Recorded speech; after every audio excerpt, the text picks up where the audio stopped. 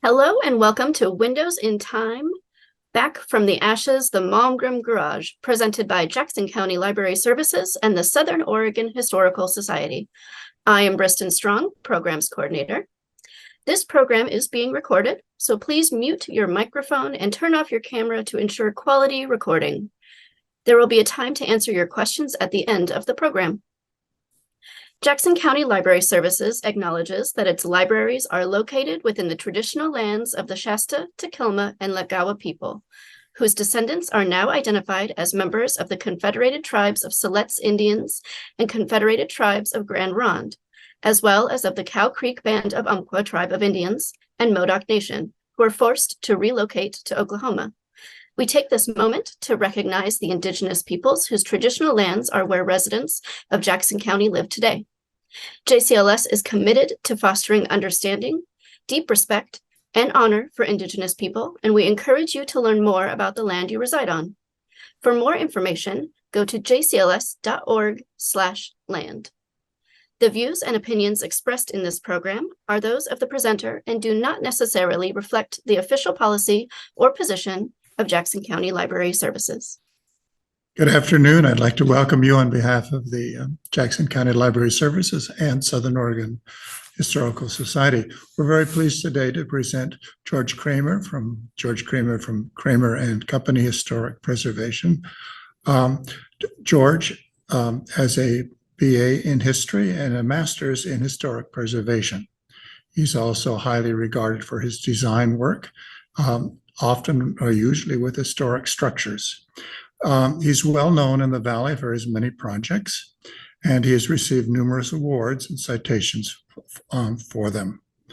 His work in both design and preservation is among the most widely respected individuals he is in the state of Oregon, and we're happy to have him here with us today. Thank you.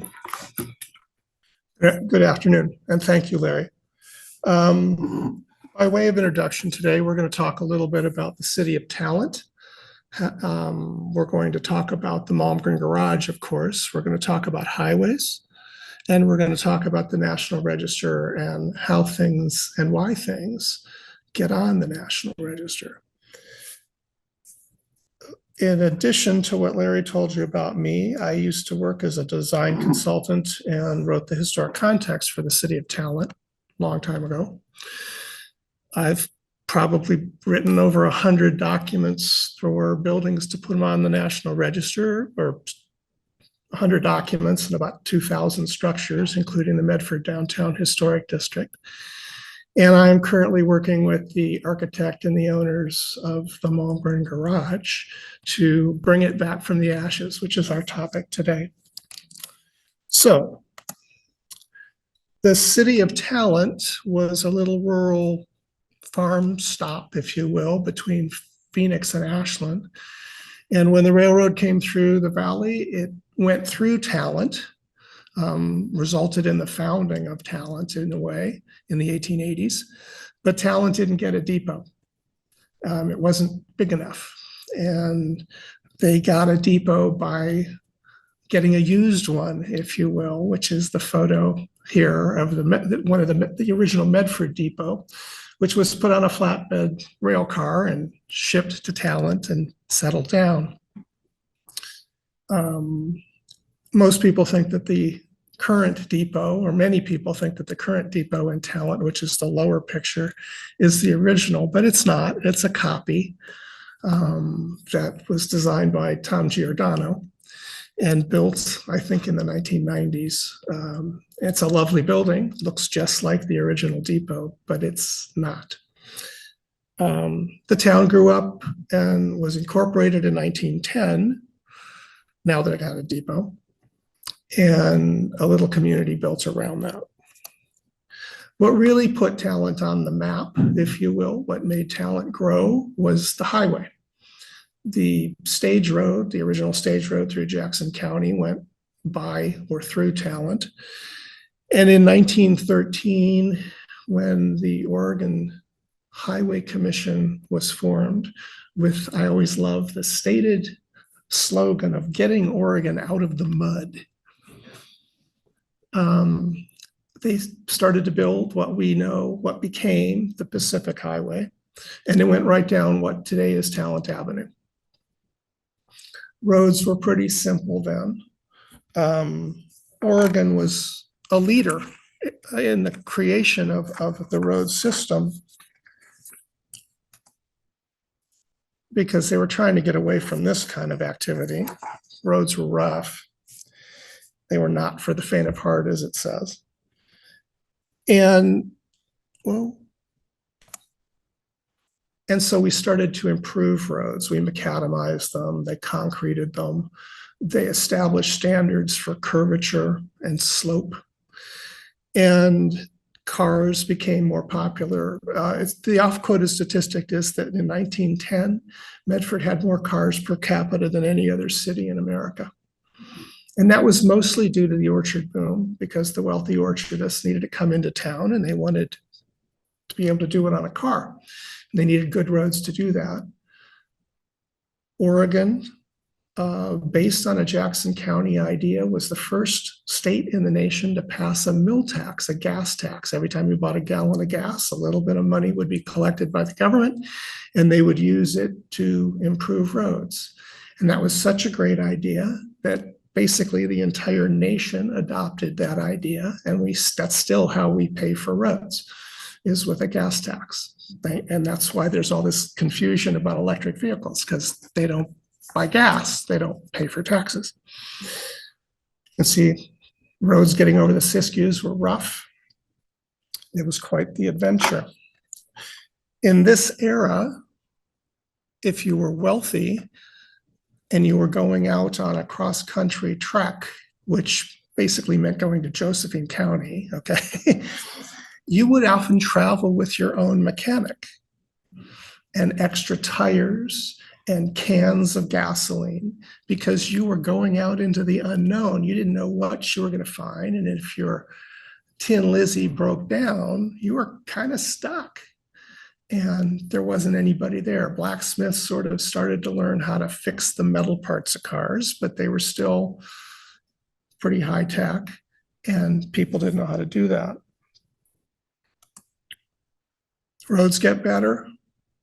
The Pacific Highway, still going right through the center of downtown Talent, is fully paved from the California border to the Columbia River by 1923.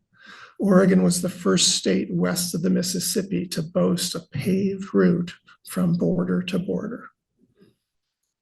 In 1926, when I give this lecture, I usually say those slackers in California finally figured out how to pave the last couple miles up to the Oregon border through the Siskiyous. And the Pacific Highway from British Columbia to Tijuana, Mexico, at that time it was about 2,300 miles of highway, was fully paved, the longest paved road in the world. And it was boasted upon as the road of three nations, that you could drive on good macadamized asphalted road from Mexico to Canada, right through downtown Talent.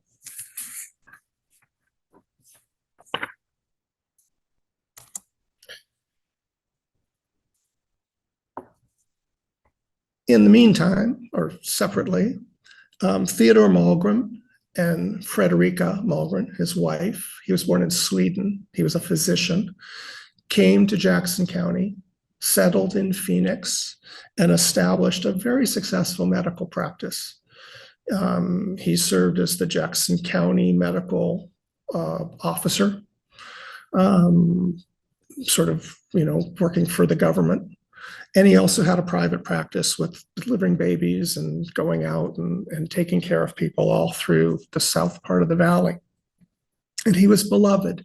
Frederica was a very educated, they met in college. She was an educated, intelligent woman. She taught foreign languages to the local women. They were active in civic clubs, and they very much established themselves as pillars of the community.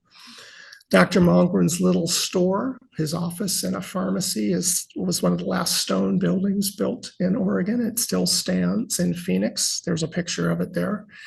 And his beautiful house next door, which architectural historians call a temple front, because it has those big, huge columns. Was restored not terribly long ago, last 10, 15 years, and has literally been cited nationally. And there's a fairly famous architectural historian named Alan Gallons who used a photo of the Malmgren house in a national book on American architectural styles. So he is very successful, very active. He also was really interested in automobiles. He bought his first used car from Dr. Swedenberg, whose house is also still standing in Ashland on the college campus, and was one of the first physicians in the Valley to really make use of that new technology, the automobile, driving out into the county to on his rounds to do house calls. In what they would call corduroy roads, because they would bump. They weren't off the highway, the roads were still pretty bad. I don't know exactly how Dr. Malmgren's interest in automobiles and then ended up connecting him with the Malmgren Garage, but he was a large-scale investor. They owned a lot of property, he and his wife, his investment income. And in the 1920s, early 1920s, he acquired a lot on Talent Avenue in the heart of downtown Talent, still right on the highway. All sorts of developments going on because of the completion of the Pacific Highway in 23. And people were starting to build gas stations and garages and the kinds of things that we would understand as part of the automobile experience. So you didn't have to travel around with your own mechanic and a can of gas. He bought this property, connected with a guy named Crawford who had experience with automobiles, and they began building what would become the Malmgren Garage.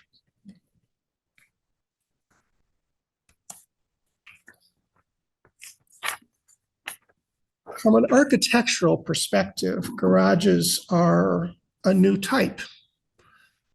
There wasn't really a model for a garage. A lot of the early garages were just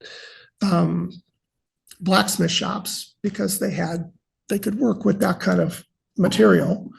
But as cars became more and more a part of America, lessons were learned about how to build a garage. And this is a print from a 1920s garage publication, automobile publication. And it's got sort of the standard things that even in that early area, they'd realized needed to be part of a garage. The other thing to understand during this period is that not only did you store your car, not only did you repair your car at a garage, but because a lot of times you lived out in the middle of nowhere and it was really hard to get your car onto the highway. And so a lot of people would still own a horse and they would go from their home, their farm, their ranch, whatever, into town. And a garage was not only a place to fix automobiles, but it was where you stored them because they were closer to the road system and they were protected. They were a big investment. So garages typically had large open interiors so you could maneuver your car around so that they could repair your car when it needed to be fixed, but also so that they could store 15 or 10 or however many cars. In big cities, garages are analogous to what today we would think of as parking structures. They would store hundreds of cars. They'd have elevators in them to move the cars up and down to upper floors. If you go to downtown Portland, there are still buildings that were built for garage storage, which are now used just as parking lots. And so we have no information about where Dr. Malmgren or Mr. Crawford came up with the design for what became the Malmgren Garage. But the Malmgren Garage has all of these little pieces from this example. It's got a big back open area under a truss roof, so there's no posts. You don't have to worry about running into anything. Little tiny office up front, set back from the road, because originally gas pumps would just be set at the curb You would just pull along the side of the road and there was the gas pump. They realized eventually that that was sort of a fire hazard, and they started to put gas pumps on islands so that you couldn't run them over them and knock them down. Cars become more and more important. I said earlier that the Road of Three Nations was 2,300 odd miles long. They didn't have the technology to build roads and cut through mountains like they would eventually. And so you went around every little jog in the terrain. Today, I think the same route is a little under 2,000 miles. Not because Tijuana's gotten any closer to Vancouver, but because the road has gotten straighter. It's a chalk line road rather than a twisty little windy road. And if you think about that, and you've ever driven the portions of the original Pacific Highway that remain, the classic one being the old Siskiyou grade between Emigrant Lake and the Siskiyou Mountain. If you know that road, it's a twisty little windy back road. And you can compare that to the interstate, which just cuts through the mountains in a straight line. Same distance, less road length. That starts in the 1930s. The transition from the Model T to the Model A, which had a whole lot more horsepower, a whole lot more power, could go up a steeper grade, and was frankly more reliable. And the Oregon State Highway Department, under pressure to shorten the road and make the roads easier and safer, started to look at ways they could get them out of downtowns and on smoother grades. If you're familiar with the southern part of the county, what is now Talent Avenue comes back into the Pacific Highway just north of Ashland. And there's that big street grade that you go down. That was the character of that road. The state announced that it was going to bypass Talent Avenue and cut a straight line from Ashland to Phoenix, essentially.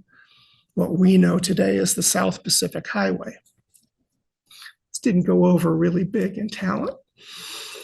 They were concerned that they were going to lose their entire economy, which was largely focused around automobiles, because the road was going to shift.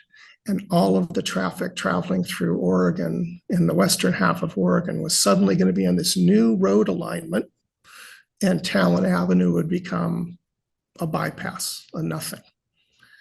They argued, they sued. Phoenix and Ashland supported them, but ultimately it didn't work. If you look at this map, it shows you what that original route looks like. And I don't know the distance saved, but they cut through the South Pacific Highway in 38, I think it was, and Talent Avenue again becomes a local road. The effect was immediate. The gas stations and the little roadhouses and all of the stuff along Talent Avenue suddenly really didn't have the same, certainly fewer cars were going by. There wasn't enough local business to support them, and they started to close down. And one of the businesses that was affected was the Talent Garage, which was located in the Malmgren Garage building. And by 1938, the same year that the new highway opened, the garage building becomes a feed store. And Dr. Malmgren had passed, and his wife, Frederica, leased it to a man named Hotchkiss. And he operated a feed store. And that was just the first of a series of non-automobile uses that would be located in this building that was built for automobile purposes. And so, over the feed store goes through a couple of name changes. Rogue, which I've got spelled wrong there. Siskiyou Foods, a food company, opens up. There's a lumber yard in it. And it just sort of, whatever she could lease it for. This would probably be a good point to talk about the architecture of the Malmgren Garage, which is a pretty simple building. I mean, basically, it's 4 concrete walls and a roof with a couple of concrete interior walls. They probably at the time thought that that was both fireproof because cars were kind of dangerous, and 2, pretty quick to build. My expectation is that Mr. Crawford actually built the building himself, the mechanic. I don't think anybody would say that it was a high quality building. We can talk about that some more later, but it did the job and it was quick to build. But he used what was called a false front, which was a really typical element of simple rural vernacular buildings. And the whole point of a false front, which is that stepped front facade, basically it's the front wall of the building extends above the roof with the idea of hiding the roof. You sometimes hear that called Western false front, and it's really typical in the West because that's when our downtowns were built. And if you can, in your mind, think of virtually any Western movie you've ever seen and loved, the saloon always has a false front, the hotel always has a false front.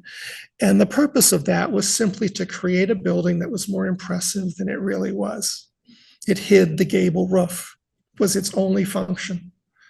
It had the nice added bonus of giving you a place to paint a sign.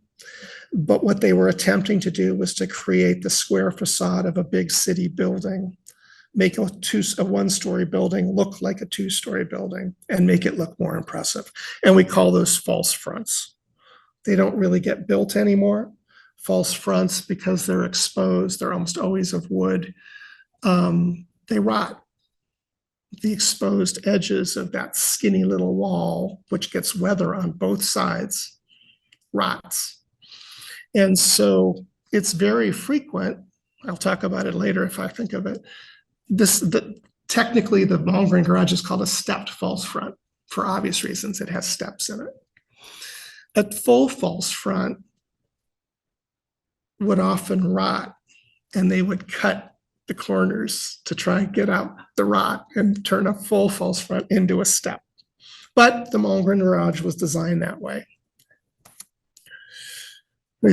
In 1983, the 4th owners of the building, through all of this, through all the garage life, the rental life, that the building had only had 3 ownerships.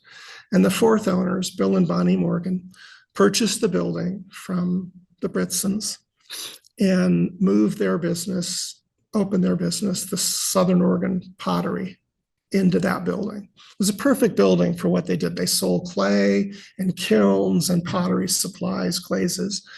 They had this big back space where they could have a forklift to pick up their product. Clay's kind of heavy, had a concrete floor, and the front office became a display area and the office.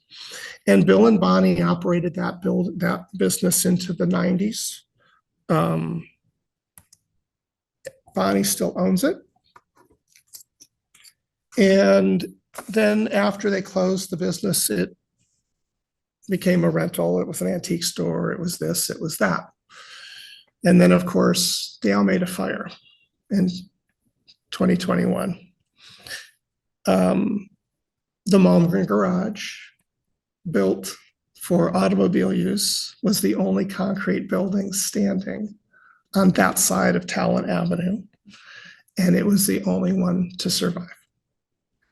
Everything in it that was wood burnt, but the walls remained. So while they weren't high construction, they did their job.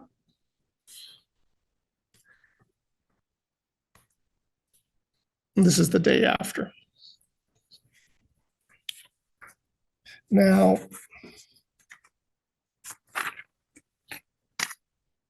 the Malmgren Garage had been recognized locally as having some historic significance, but that was the only status it had. The building next to it, which is a Western false front, or was, the Hanscom Hall, was the first building in Talent to be put on the National Register. At the time it was put on, its western false front had rotted and it had steps. If you lived in town a long time, you'll remember that. And Bill and Bonnie in the 90s renovated it, put it on the National Register, completely restored it. It was beautiful, and it burnt to the ground. The point of that being is that Bonnie knew what it was like to restore a building and knew the advantages of that. I always tell the story when I show this photo. When we were restoring Hanscom Hall in the 90s, it was a pretty sad little building. It had a sway back roof, meaning that the roof looked like a camel because it had sunk. And because the city had kept building up the road, you actually stepped down into Hanscom Hall from the sidewalk. So when we renovated it, we had to lift the whole building up and put a new foundation on it. We rebuilt the false front and all that. And I always remember standing there while the work was being done, and it's right at the head of Wagner Creek Road, and some guy driving down made the turn in front and rolled down the window and said, "You people are absolutely insane to put that much money into that little building." And when we had the ribbon cutting, that same guy came back and said, "This is so cool. I'm so glad you did it." And that's the story of preservation often. But anyway, Hanscom Hall burned. Bonnie knew the advantages of renovating a building. One of the people say, why do you put a building on the National Register? Or sometimes people think that everything that's historic is on the National Register. So the federal government went around and said, you're good and you're good and you're good. They don't do that. It's kind of up to property owners. And so people seek out putting a building on the National Register for a variety of reasons. A lot of times because of tax credits, because of status, and because of code flexibility. And sometimes just because it's the right thing to do. The other thing, the public has a misconception that only pretty buildings get on the National Register, or only architectural marvels get on the National Register, or the building has to be in perfect shape before you can put it on the National Register. None of that's true. There are four criteria for eligibility to the National Register, and only one of them has anything to do at all with the way a building looks. And if you stop to think about that, and we think about what is historic and what isn't historic, if you have sort of, whatever building somebody like Abraham Lincoln gets born in is going to be historic. It doesn't matter what it looks like. It's a historic site. And buildings are put on because of what they represent in our history writ large, because they're associated with a significant event like the birth of an important individual or any other event.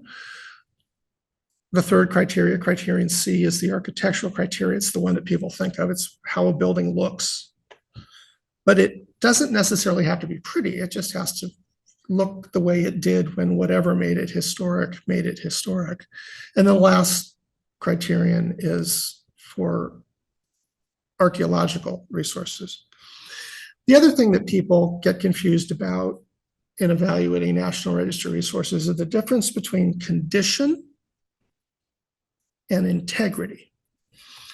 And condition is sort of suitability for the purpose. Can you live in it? Do the windows work? Does it have heat, electricity, etc.? We all know what something in bad condition looks like.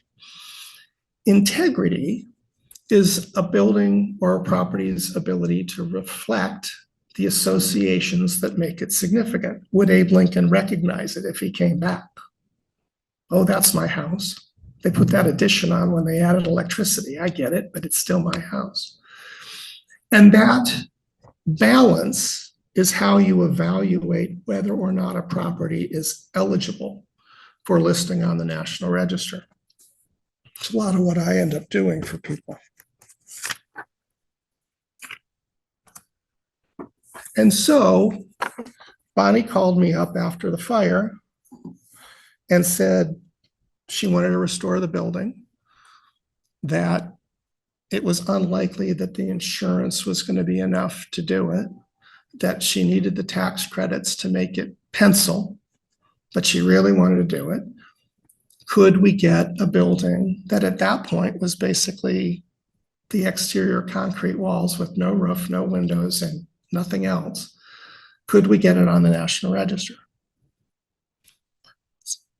And as I contacted the National Park Service and the State Historic Preservation Office, who are part of that process, and explained what I wanted to do, and that I felt that despite the fact that it had gone through this horrific fire and that all of the wood had burnt, that it was still recognizable.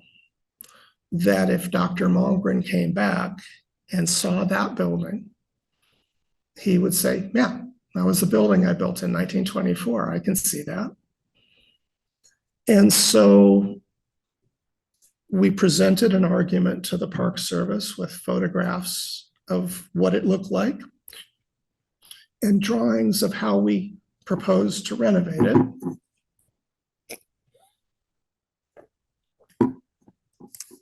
As the step that would be required to achieve the tax benefits that would enable the rehabilitation to happen.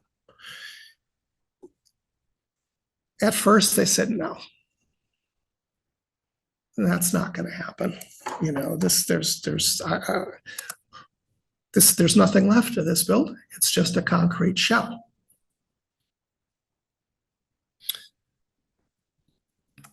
And then I sent them these pictures so that they would better understand what this building had gone through. And I'll read this out loud. I happened to attend a meeting much later, actually, but where the mayor of Talent, Darby Ayers Flood, said, I couldn't tell where I was until I saw the stepped roof of the Malmgren Garage.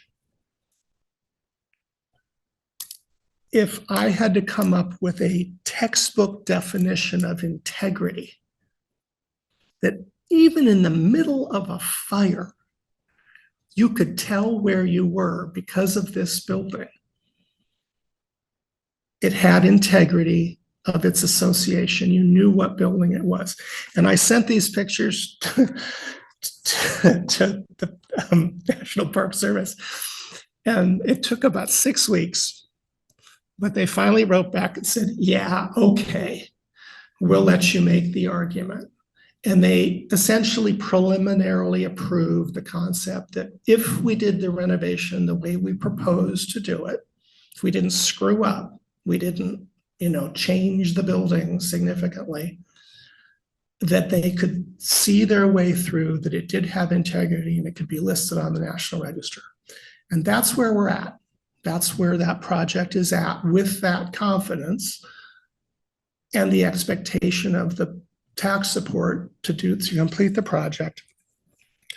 Bonnie has gone ahead with the architect, who is architect out of Ashland, Chris Brown and Jerome White, cleaned the building up, came up with a design that worked with the fact that it had been a big open garage, kept the concrete walls inside, replaced the windows with the kinds of windows that were there before the fire, put a door in that reflect that big open garage door in the front, put a new roof on it, metal roof.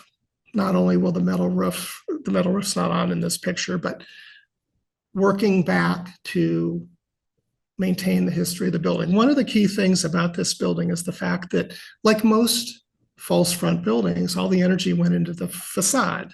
Not only did it have the step parapet, but it was stucco coated, whereas the rest of the building was just the exposed concrete walls with what are called dried pours. If you look, pours, P-O-U-R-S, if you look at the building, you can see where they put the concrete into the forms, not very accurately, and you can see the board markings of the wood that they use for the forms, and that's all there from a century ago.